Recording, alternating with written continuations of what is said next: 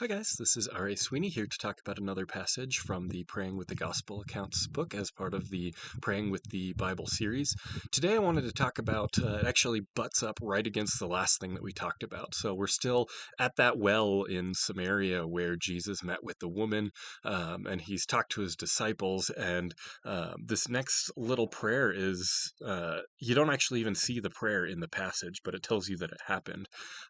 So the woman has gone back into the town and she's told everybody about what's going on. And then everybody comes out and wants to meet Jesus and hear from Jesus. And you really just kind of investigate and see for themselves. And it says that they asked him to stay with them and that he did. Pretty simple.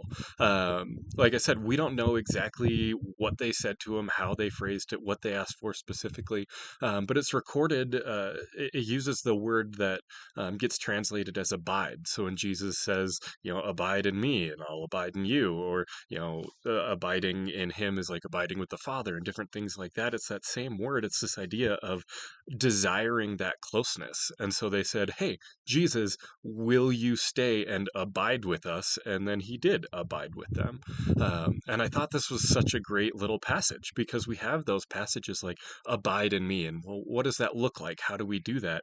Well, apparently, at least here, one way that it can look, not necessarily the only way, but one way is just to say, hey, Jesus, I want you to abide with me. And he's like, okay, great. That sounds good because that's exactly what happened here. And so I really liked this passage because it's a simple passage. The request is simple. I don't know exactly what the words that they said to him looked like, but I know that the request was simple, the response was simple, and the application simple. If we ask Jesus to abide in us, then he will.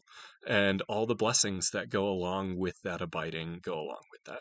So I just thought that was a cool little simple passage, and I hope it was a blessing for you. Stay tuned for more prayers from the gospel accounts. Thanks, guys.